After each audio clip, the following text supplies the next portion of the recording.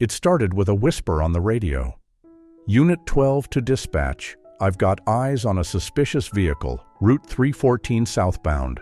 Late model Lincoln Continental. Dark green, tinted windows. Occupant is male. Appears older. Black." A pause. Then, "Something shady's going on." Deputy Caleb Rawlins didn't mention a traffic violation. There was no erratic driving, no expired tags, and no broken taillights. The vehicle was parked cleanly on the shoulder, hazards blinking like a polite warning to the world. But for Rawlins, the real warning was the driver's skin color. He angled his cruiser behind the Lincoln with the quiet arrogance of someone who had never been challenged and never expected to be. Blue and red strobes lit the dawn like sirens through stained glass. A hawk circled overhead as if it too was waiting for the strike. Inside the Lincoln, Harold E. Langston sat motionless. His hands rested on the wheel, 10 and 2, like he'd been trained decades ago, back when driving while black meant memorizing more than just road signs. It meant memorizing survival. Langston was dressed in a charcoal suit with a navy pocket square. His wristwatch ticked steadily beneath a sleeve of fine wool. The car's leather interior gleamed with care. He wasn't in a hurry. He wasn't hiding. He was grieving. In the back seat, a velvet box sat beside a folded U.S. flag. And inside that box, his older brother, a decorated World War II veteran, gone now, waiting to be laid to rest in Augusta's Veterans Cemetery. But Deputy Rawlins didn't know that. He didn't care. All he saw was a black man with a nice car and no fear. He approached the driver's side window with one hand hovering near his holster. His boots crunched gravel like it owed him something. Langston rolled the window down halfway, said nothing. His eyes met the deputy's with a calm that should have warned him, but didn't. "Sir?" Rawlins began, emphasizing the word as if it were a stretch to say it. "Mind telling me what you're doing parked out here?" Langston didn't blink. "Waiting. My engine overheated. I'm letting it cool." "You from around here?" Rawlins asked. "I used to be," Langston replied. Another pause. The deputy shifted his stance. "Got ID on you?" Langston reached slowly into his inside jacket pocket and handed over his license. Rawlins didn't look at it. Not really. He was already making decisions. He turned back toward his cruiser and keyed the mic again. "Yeah, I'm gonna need backup. Might be something bigger than it looks. No drugs, no weapons, no probable cause. Just a quiet man, a luxury car, and a country that still couldn't see dignity without suspicion." Route 314 stretched out behind them, empty except for the weight of history, and the storm that was about to break would have nothing to do with the weather. The hum of the Lincoln's engine faded as the vehicle eased onto the shoulder of Route 314, its sleek body gliding to a soft halt beneath the shade of a pine. The air outside was still, suffocatingly still, as if the trees themselves were holding their breath. Inside the car, Harold Langston sat motionless. The man didn't fidget. He didn't slouch. Even with no audience, he carried himself like the bench was still beneath him and the gavel still warm from his hand. He was 78 now, but there was nothing fragile about him. Silver hair swept neatly back from a proud forehead, jaw strong. Eyes steady. His navy three-piece suit was pressed with the kind of precision that hinted at both discipline and defiance. A gold watch glinted beneath the cuff of his shirt. No jewelry beyond that, except the ring on his right hand, engraved with a single name, Langston. The same name was carved into plaques, legislation, and whispered with reverence across courtrooms in Georgia. Harold Langston wasn't just another man parked on the side of a forgotten highway. He was the law, and once, The law had bent around him. It was 1991 when the governor tapped him for the Georgia Supreme Court. A move some called bold. Others called them reckless. But everyone remembered. Because Harold Langston hadn't climbed his way up the ladder, he built the damn rungs. Raised in the Jim Crow South, he was the first in his family to attend college. He graduated from the top of his class at Emory Law. Clerked for a federal judge who tried to talk him out of pursuing criminal justice, told him civil law was safer. Langston didn't flinch. He dove into criminal law with the fury of a man who'd once seen his uncle arrested for reading the Constitution aloud on a bus. Over 3 decades, he became the state's most feared cross-examiner and most trusted legal scholar. His dissenting opinions in the lower courts were taught at Harvard. His stare alone once made a corrupt DA withdraw an indictment mid-trial. But what sealed his legacy was a bill he helped write, known today as the Langston Act 82, a landmark statute that made it illegal for Georgia police to initiate traffic stops based solely on non-specific suspicion, the kind that always seemed to mean black man, nice car. It required dash cams, public release of footage, and mandatory civilian review panels for every stop, which resulted in detainment without charge. Langston didn't just sign that law, he authored every word with surgical precision. And now here he was. Retired, alone, driving a Lincoln down the same kind of road where the abuse he spent his life fighting often began. In the back seat, a flag-draped urn rested quietly, his older brother, Thomas Langston, a sergeant in World War II. Fought in the Battle of Monte Cassino, came home to a country that offered him no parade, no job, and no seat at a diner counter. Thomas never complained. He gardened, worked at a post office, and raised 3 children who never heard him curse, not even once. But the scar on his leg told stories he never could. Harold had promised to bury him in Augusta, near the creek where they used to fish as boys. So here he was, miles from town, miles from the courthouse. A man who once shook hands with presidents now sits quietly in the Georgia heat, watching the coolant needle nudge just a bit too high on the dashboard. He flicked on the hazards and reached for the water bottle in the center console. Took a sip. Let the silence stretch. That's when he saw them. Red and blue. In the rearview mirror, a cruiser, lights flashing, no siren. No tire squeal, just presence, looming, authoritative, entitled. Harold watched with the calm of a man who had been preparing for this moment his whole life. He rolled down his window, turned off the engine, placed both hands on the steering wheel, and waited. The officer stepped out, white. Young, tan from the sun. He approached not with concern but with assumption, shoulders squared, chin tilted slightly upward, as if expecting guilt to rise and meet him halfway. Harold didn't blink. He'd seen that walk before, in court, on camera, in history books. "Something shady's going on," the officer muttered into his radio, not noticing the dash cam already recording. Black male, older, in a luxury sedan, might be stolen. Harold didn't speak. Not yet. His silence wasn't fear, it was the strategy. The officer drew closer.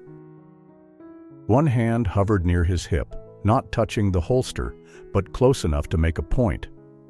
"You all right there, sir?" he asked. The sir came with a sour edge, like it was grudgingly borrowed. "I'm fine," Harold replied, his voice like warm stone, measured, unwavering. The officer leaned forward slightly, scanned the interior. "What are you doing out here?" Harold nodded toward the urn in the back seat. "Saying goodbye to my brother." The officer's eyes narrowed. "License and registration." Harold moved slowly and announced each gesture. "My ID is in my jacket breast pocket." May I reach for it? The officer hesitated, then nodded once. Harold handed over a slim black wallet. Inside was a Georgia state-issued retired justice ID, embossed. Official. But the officer barely looked at it, because what he saw wasn't the card. It was the man. And what the man was not. Not afraid. Not deferential, not small. Something in that unnerved him.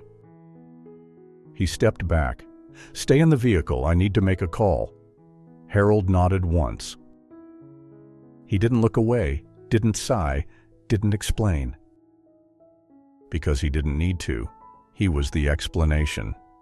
The heat outside thickened like wet wool. Cicadas screamed somewhere in the pines as Officer Caleb Rawlins returned to his patrol car, muttering to dispatch through gritted teeth. His eyes darted back to the Lincoln, still parked. Still calm, still black. This wasn't what he'd expected. There was no panic, no stammering, no half-baked excuse. The old man had handed over an official ID with the kind of weight you didn't fake. Retired Supreme Court Justice, it said. State seal. Embossed gold lettering. But that just made Rawlins feel more cornered. He wasn't looking for credentials. He was looking for submission, and Harold Langston didn't offer that. Rawlins slammed the cruiser door shut, clipped the radio mic back to his vest, and started his body cam with a sharp tap. "Recording for my protection," he said out loud, like a man narrating his own defense before the trial had even begun. Then he approached the Lincoln again, slower this time, not like a public servant, like a threat on two legs. Inside the car, Langston watched the young man's posture change. He could feel the shift before it happened, the tightening of the jaw, the squared shoulders, the adrenaline coming off him in waves. He'd seen it before. In rookies, they are too eager to assert dominance. In seasoned cops who didn't like being questioned. And in judges who hated being proven wrong, but he stayed still, steady hands on the wheel. A man raised by silence, trained in restraint. The officer stopped at the driver's window. No greeting this time. Just command. Step out of the vehicle. Langston didn't move. His voice came smooth as water on stone. "On what legal basis, officer?" Rawlins blinked. The question, simple as it was, landed like a slap. "You're obstructing an investigation." "What investigation?" "Suspicious vehicle report." "A report made by you." Langston's eyes didn't flinch. "Based on no crime, no infraction, and no complaint." Rawlins shifted on his boots. His fingers twitched near his hip again. "Sir, I'm not going to argue with you." "Get out of the car. Now." Langston slowly unbuckled his seatbelt, but made no move for the door. The Fourth Amendment of the Constitution protects citizens from unreasonable searches and seizures. He said it like a mantra. Like a lesson, like gospel. "Unless you have probable cause or can articulate a specific concern, I am under no obligation to exit my vehicle." Rawlins leaned closer. The edge of his uniform cast a shadow across Langston's lap. "You think quoting law books makes you immune?" Langston's eyes narrowed, only slightly. "No." "But it keeps the law honest." There was a long, ugly pause. The wind picked up, carrying the scent of pine and hot asphalt.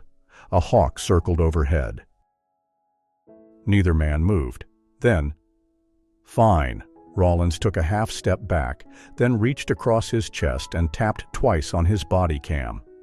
"Suspect is non-compliant. The vehicle may be stolen, proceeding with detainment." Langston's brow furrowed slightly. "Are you fabricating probable cause on a recording?" That landed harder than intended. Rawlins's jaw clenched. His ears flushed red. The words had a surgical precision that sliced through his ego like glass. And suddenly it wasn't about safety, it wasn't about protocol, it was about control. He yanked open the driver's door. "Sir, this is your final warning." Langston didn't recoil, didn't raise his voice. Just turned, ever so slightly, and said, "If you lay a hand on me without legal justification, you will not only lose your badge, you will cost this department millions in civil liability." Rawlins froze, not because he believed it, because he feared it might be true. And in that moment, the real conflict wasn't between law and lawlessness. It was between power and accountability. Then came the second sound. A radio crackled in the distance. Another cruiser. Back up. Langston looked up slowly. So now it's a two-car response for a man parked legally on the shoulder. Rawlins didn't answer. He backed away. A second patrol car crept into view, tires crunching gravel. Out stepped a deputy with a clipboard. Older. Hispanic. Calm demeanor. Rawlins turned and muttered something to him in hushed tones. Langston couldn't hear the words, but he recognized the stance. "Cover me. Back me. Just follow my lead." But the new deputy didn't look convinced. His eyes flicked between Langston and Rawlins, then settled on the body cam, still blinking red. Langston leaned slightly out the door and raised his voice, not with panic, but with authority. "Deputy, I am retired Justice Harold Langston of the Georgia Supreme Court. I am being detained without cause. I am invoking my right to remain silent and request legal representation if further action is taken." The air went still again. The new deputy's eyes widened. Rawlins paled. Suddenly, the moment had changed. The temperature dropped, the gravity shifted. Now it wasn't just an old man in a car. It was a constitutional crisis on camera, and the man they were trying to remove had written the rules they were breaking. Rawlins stepped back, for real this time. He looked at his hands, at the dash cam on his cruiser, at the blinking light on his own chest. Then he turned without a word, walked briskly to his patrol car, and slammed the door shut. Langston exhaled slowly and silently. The new deputy approached, hands open. "Justice Langston, I apologize for this." Langston gave a small nod, dignified. "Controlled. Please ensure your department understands the weight of what nearly occurred here." The deputy nodded slowly, and then, for the first time in 40 minutes, no one gave an order. No one raised a voice, and no one touched the man who was the law. The crackle of gravel beneath his polished shoes was the only sound Harold Langston allowed to speak for him.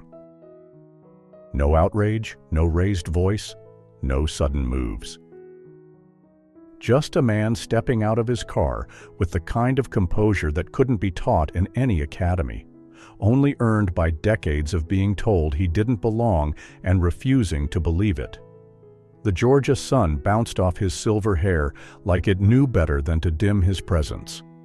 Deputy Rawlins stiffened, hand instinctively inching toward his holster, though no threat had been made. Langston noticed, and kept walking. He said nothing, not yet. Instead, he moved to the trunk of his vehicle with deliberate ease, as if giving time itself a moment to reflect on what was happening. Officer Ramirez, now quiet as shadow, watched from the passenger side. Something had shifted in his posture. He no longer looked ready to escalate. He looked curious, almost ashamed. Langston reached into his coat pocket, pulled out a pair of keys, held them up slowly. "I'm opening the trunk. You'll want to see what's inside." The words weren't a warning. They were a sentence. And Rawlins had just been convicted by them. The trunk opened with a soft click. Inside was no threat. No drugs, no weapon, no cause. Only history, a velvet-lined wooden box, an American flag folded into a perfect triangle, a brass urn engraved with initials, and a bouquet of white lilies still wet with morning dew. Officer Rawlins froze. Langston didn't look at him. His eyes remained on the urn, as if still speaking to someone no longer among the living. Captain Thomas Langston. His voice was quiet. Measured. 19 years old when he enlisted. Survived the Battle of the Bulge. Buried his friends in Europe. Came home and built a family in a town that never let him forget he was still black.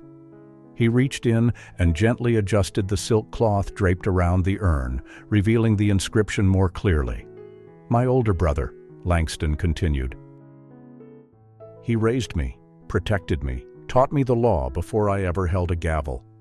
Rawlins swallowed hard. Langston finally turned. His gaze met Rawlins, and it didn't blink. He died last week. This was supposed to be the last stop before I laid him to rest, and you, Officer Rawlins, decided that me driving a nice car was probable cause for suspicion. No shouting, no theatrics. But the ground beneath them felt like it was shifting. Rawlins opened his mouth, but Langston cut him off with a raised hand. Don't apologize.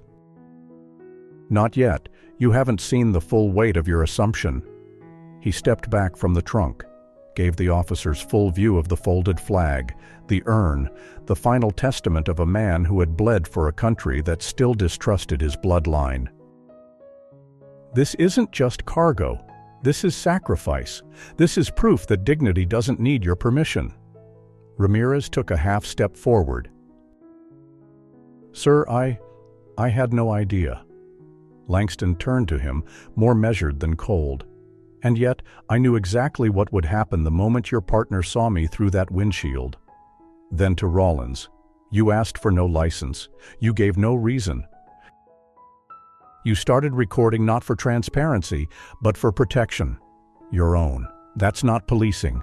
That's cowardice dressed in uniform. Rawlins looked away.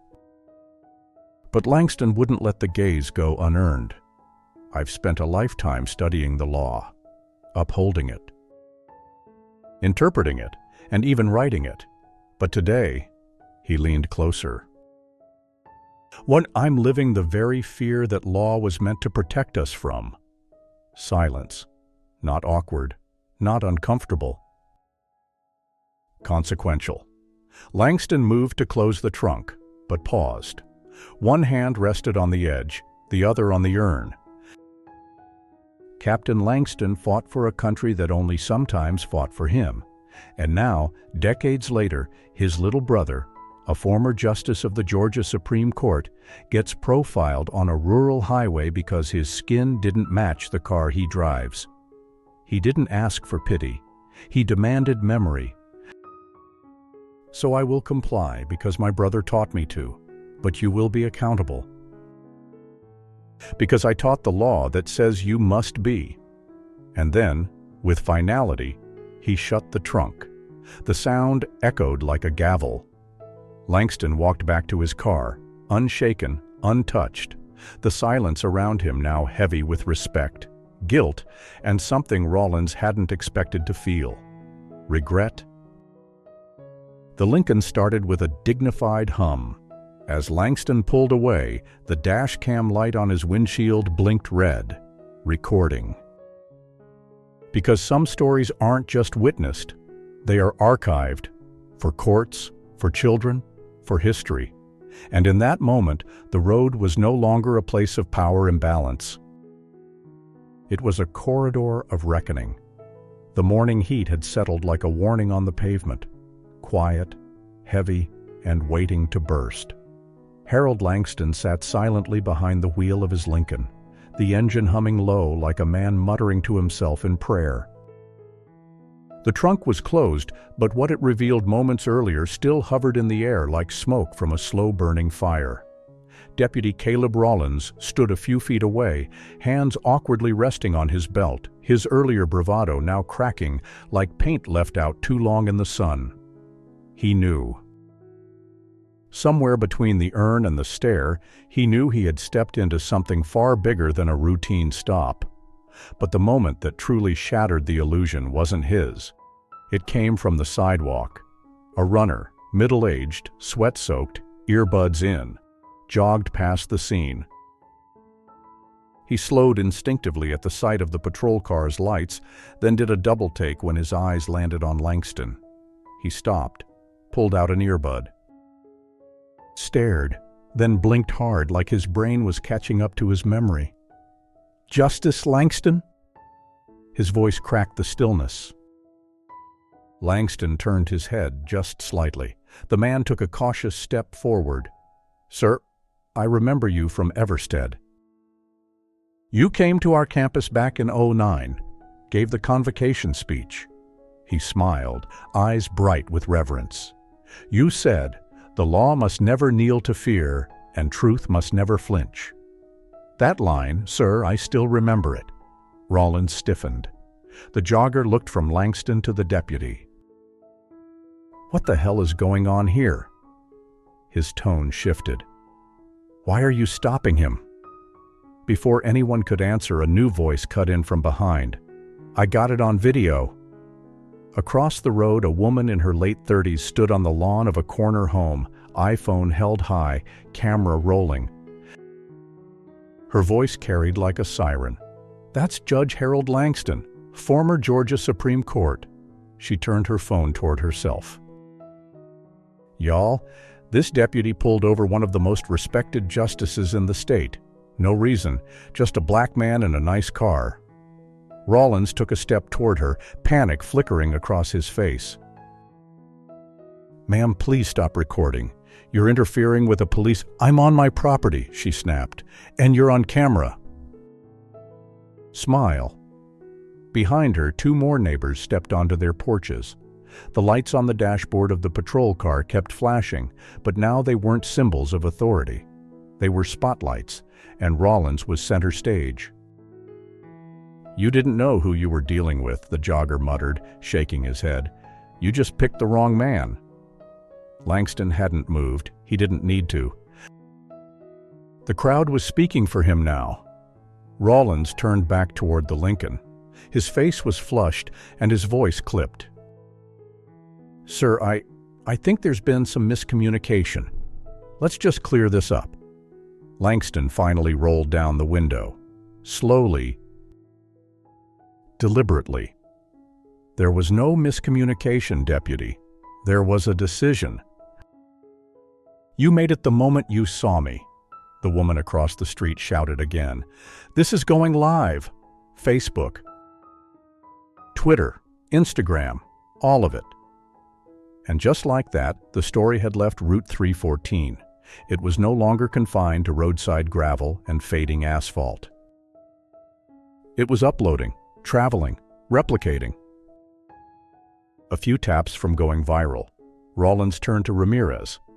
The younger officer looked pale, sweat beading along his jawline. He didn't offer help, just distance. Langston stepped out of the car again. Not hurried. Not hostile.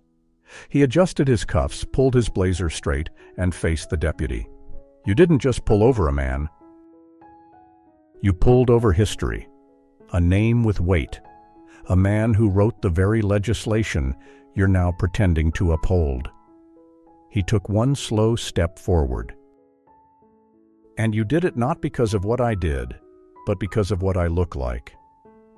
Rawlins opened his mouth to respond, but another voice interrupted, this time from a parked car nearby. "That's the guy who ruled on Bennett vs. Fulton PD." A young black man stepped out, phone in hand.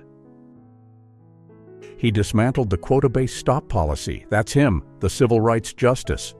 Gasoline met flame. Now every phone was out. Every neighbor is leaning over their fence.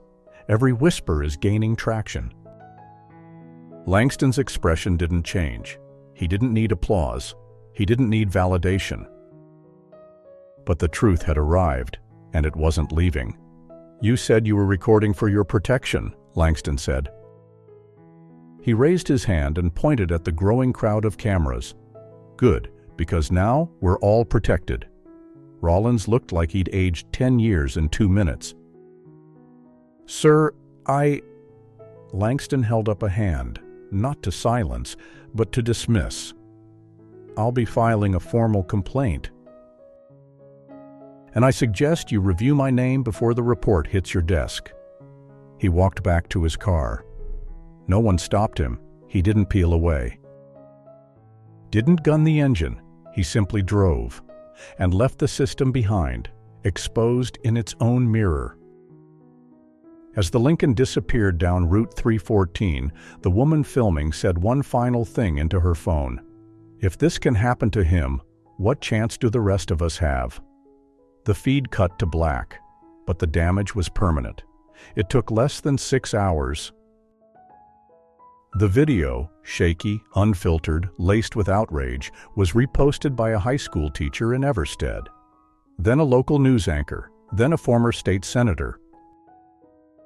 And then, the dam broke. By midnight, it was everywhere. Breaking: Georgia Supreme Court Justice Harold Langston profiled in traffic stop. The officer demanded that he exit the vehicle without cause. Former Justice Langston stopped, detained without ID request. Civil rights storm brewing. Justice Langston is climbing U.S. Twitter trends. 3.2 million views and counting. And in a matter of hours, what started on the shoulder of Route 314 had metastasized into something far larger. A reckoning. Monday morning. The Everstead courthouse was flanked by news vans. Reporters jostled for space outside Langston's home. His neighbors stood in stunned silence, watching as journalists whispered into microphones about the man they'd seen clipping his hedges every Sunday. Inside, Harold Langston sipped black coffee in his study.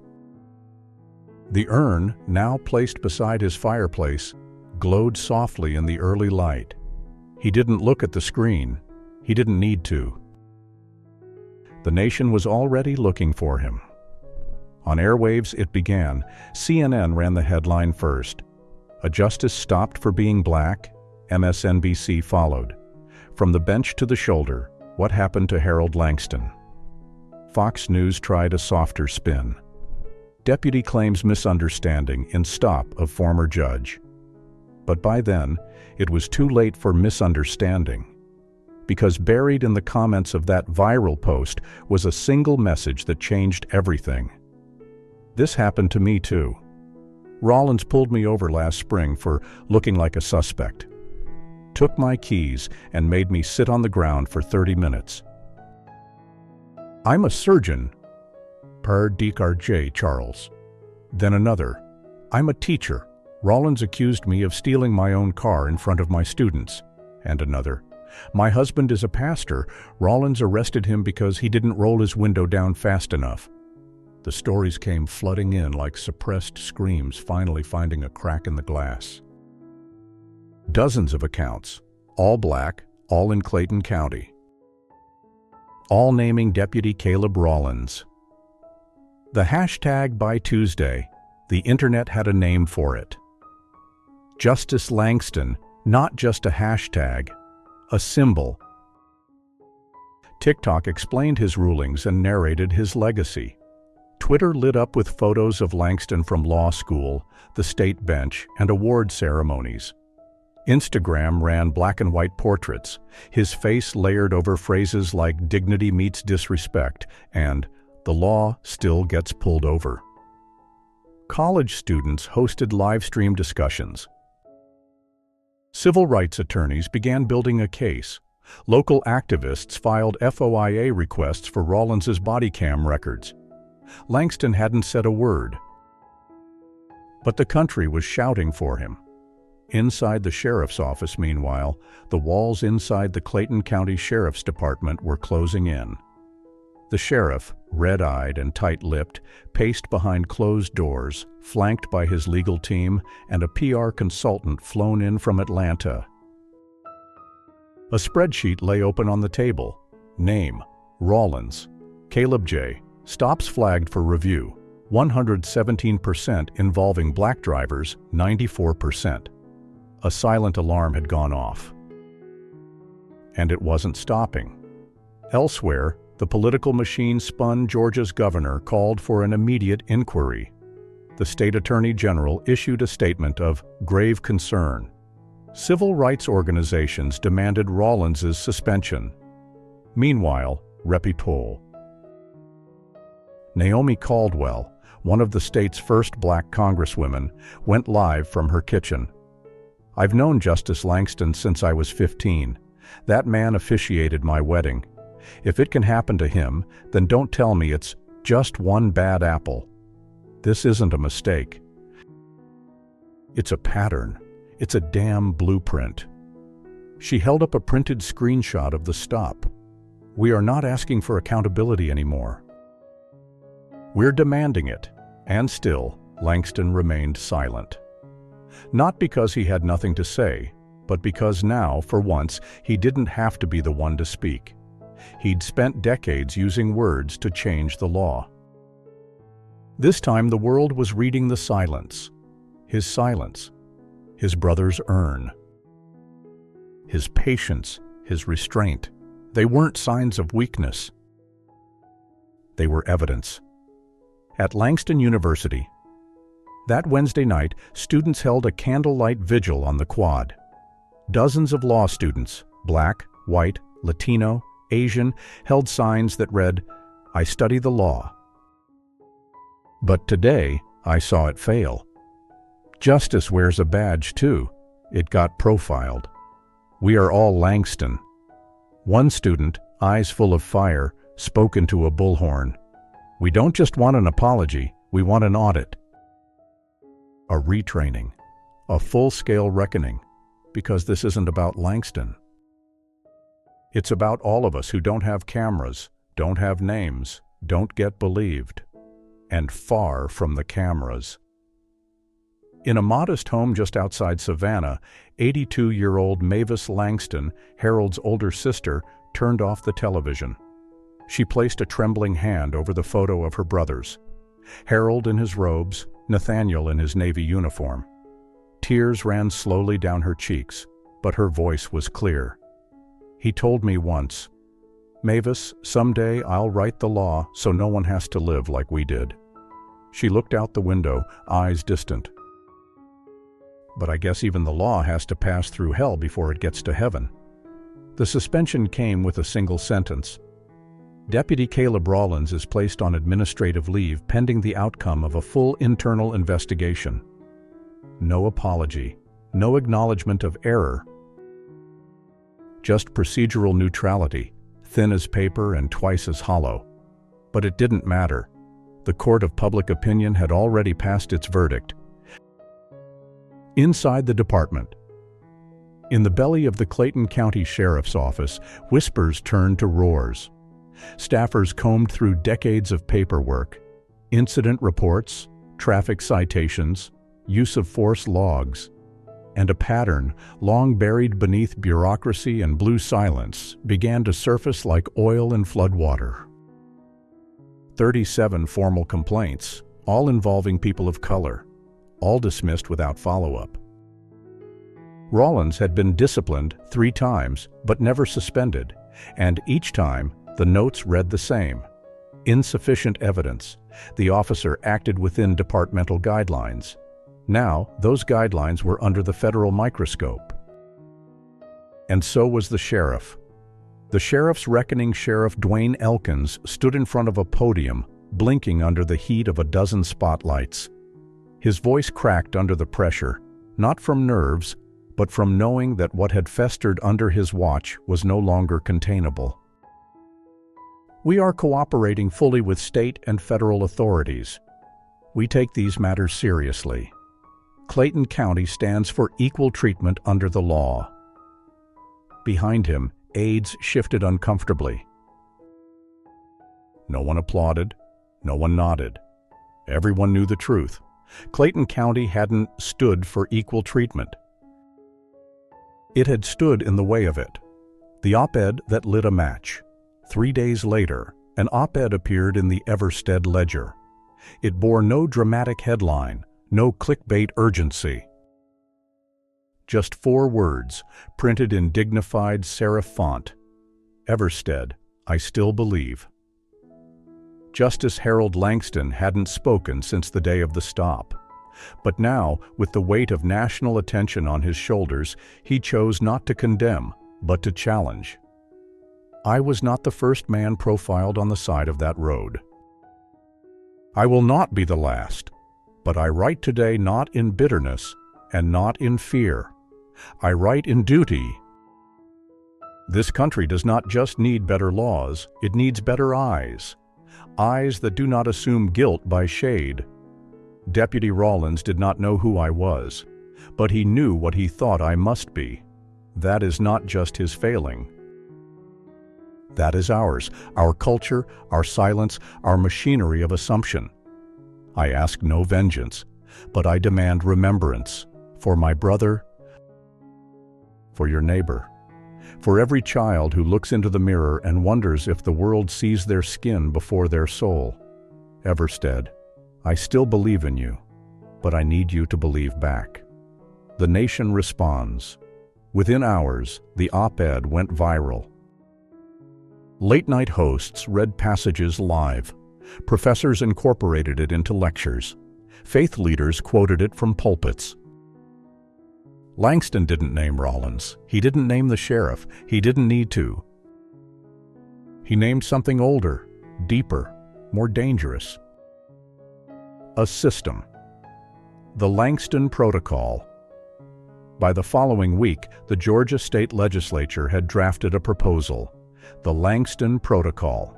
The bill would require mandatory racial bias training for all law enforcement officers statewide, annual psychological evaluations focused on implicit bias, public access to body camera footage within 72 hours of any civilian complaint, a statewide database of officers with repeated complaints of racial profiling. The opposition called it excessive. The unions called it politicized. But the people, they called it overdue. One by one, survivors of Rawlins's past stops began showing up at town halls, press conferences, and legislative hearings, not as victims, but as witnesses.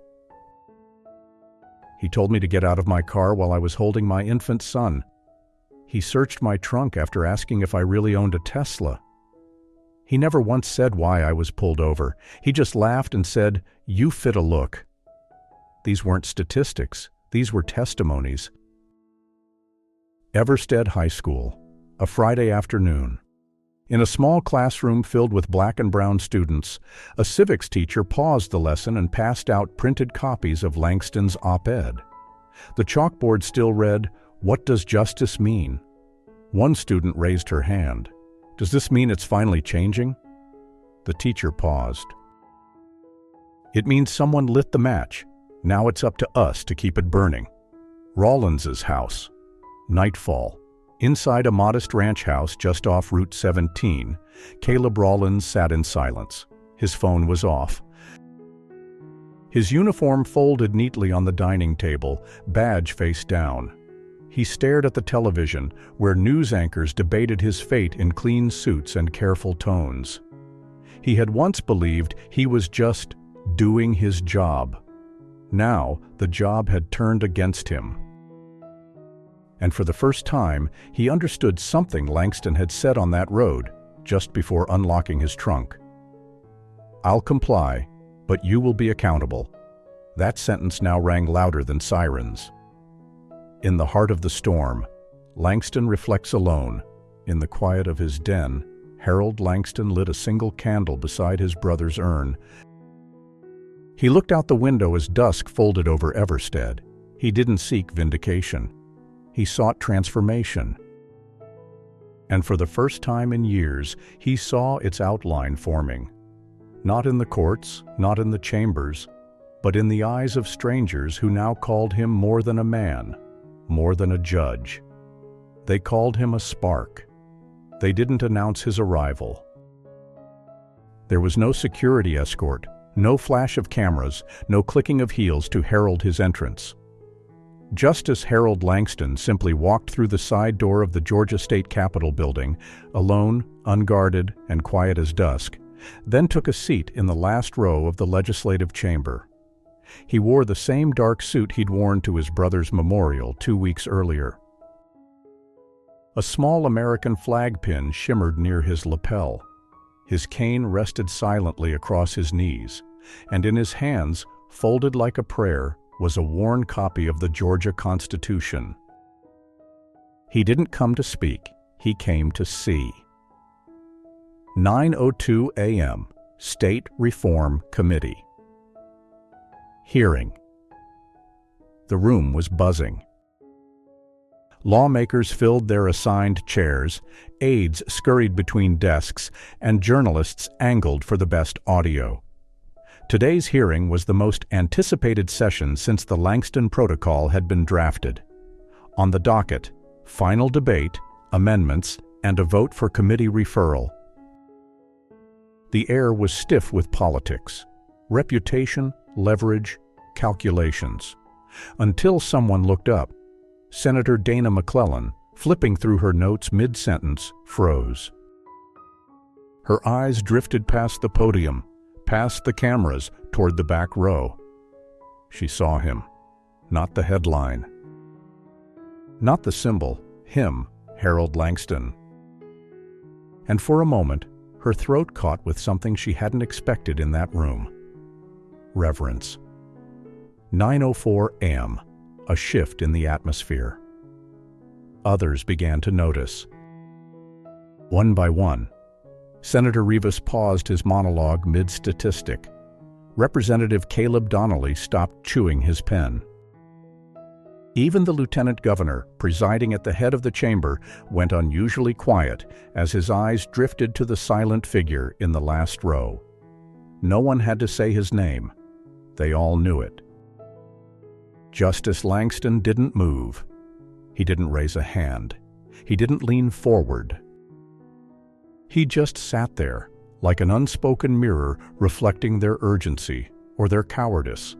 And suddenly, the chamber wasn't debating just a bill. They were debating in front of him. The power of presence. It was a lesson they had forgotten in a world addicted to sound bites and outrage. Some men don't need microphones to be heard. Langston's presence cut through the procedural theater like gospel through static.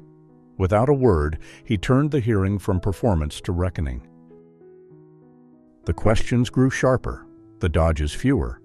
Even opponents of the bill, the usual chorus of "not all officers," "more data is needed," "budgetary overreach," seemed reluctant to lean too hard on old scripts. Because every time they spoke, they could feel him watching, not to intimidate, but to witness. And that was far more dangerous. 9:32 a.m., a moment of conscience.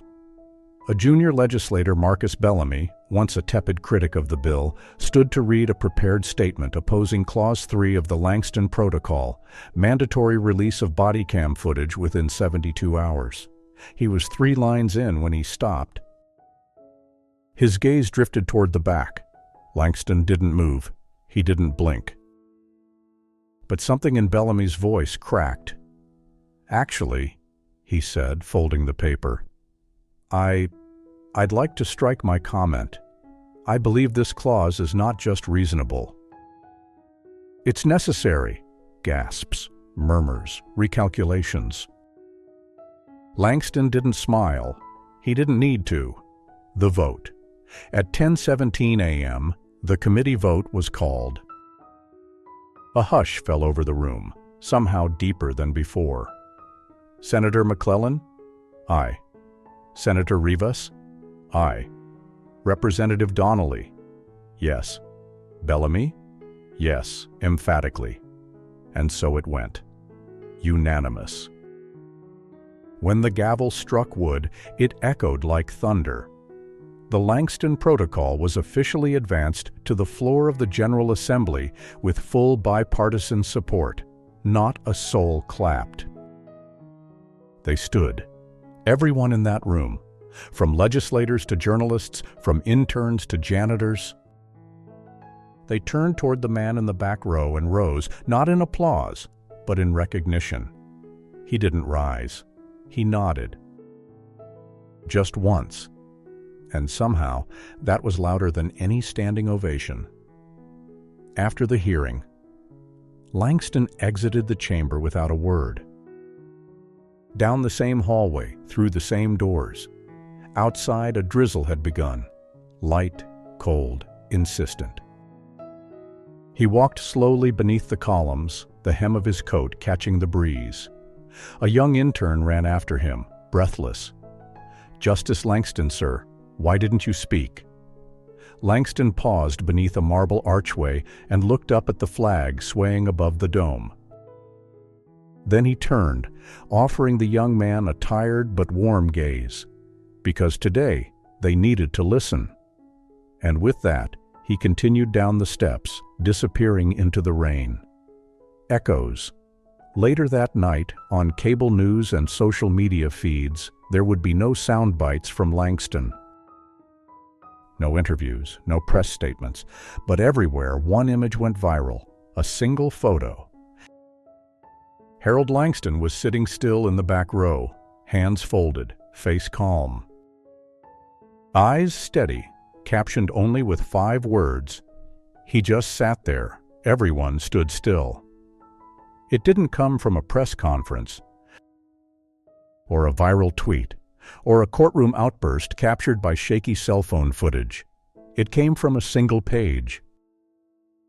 Titled simply, "The Cost of Stillness," by Harold Langston, published in The Atlantic 1 week after the Langston Protocol passed its first vote. It wasn't loud, but it was absolute. The question isn't whether the law is blind. The question is whether we are still pretending it can't hear. I was profiled on the side of a highway, not because I broke the law, but because someone thought the law didn't apply to them. I did not yell. I did not beg. I asked a question, and that was too much. Your silence isn't neutral. It's a decision. And it will be remembered that way. Justice Harold Langston, retired the national ripple. The essay spread like fire through America's legal institutions. Yale Law printed it in full in their 1L Civil Procedure Welcome Packet. Berkeley added it to its Race and Constitutional Law core reading list. Georgetown published a companion symposium, Langston, Legacy, and Lawful Power. But perhaps the most haunting tribute came from Georgia itself. The monument. 2 months later, beneath the towering rotunda of the Georgia State Capitol, a new installation was unveiled. Polished black granite, 12 feet high, etched not with his face, but with his words. The law must not flinch in the face of color, nor forget who wrote it. No dedication speech was needed. Justice Langston didn't attend. He was home that day, watering his late brother's garden, pruning back overgrown azaleas like it was just another Tuesday. Because for him, this was never about fanfare. It was about consequences. The re-education of a nation. Soon, the Langston Protocol became more than legislation. It became a litmus test. Departments that adopted it were praised for courage. Those who resisted were questioned for complicity. Mandatory bias training evolved. Not into performative slideshows, but into immersive simulations. Rawlins's body cam footage, what he once activated to protect himself, became the primary teaching case in academies from New York to California. Not to shame him, but to warn others, this isn't just bad optics, it's how systems rot. And Rawlins, he vanished from duty, not by trial, but by truth. Under mounting pressure and an avalanche of reopened complaints, Deputy Caleb Rawlins resigned quietly. No charges filed, no formal apology, just a short notice in the county's HR bulletin and a sudden disappearance from all public records. But the stain remained, because the system that made him possible now had to answer for why it let him flourish. Legacy years later, a reporter asked a former state senator what she remembered most about Langston. Not the essay, not the monument, not even the bill. "It was that hearing," she said.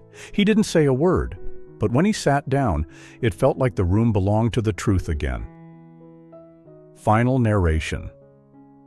There are people who shout for justice, and people who whisper it with every breath. Justice Harold Langston was the latter. He didn't raise his voice. He didn't slam a gavel. He never had to, because his life had already done the speaking. Fade to black. Caption appears on screen as strings swell quietly underneath. Your silence isn't neutral. It's a decision. Justice Langston. Share this video because there are still many people who don't know the truth. Leave a comment, because every word you say is a brick to rebuild trust. And subscribe to the channel so we can continue telling the stories that no one else dares to tell. Stories of courage, wisdom, and awakening as America relearns to face justice.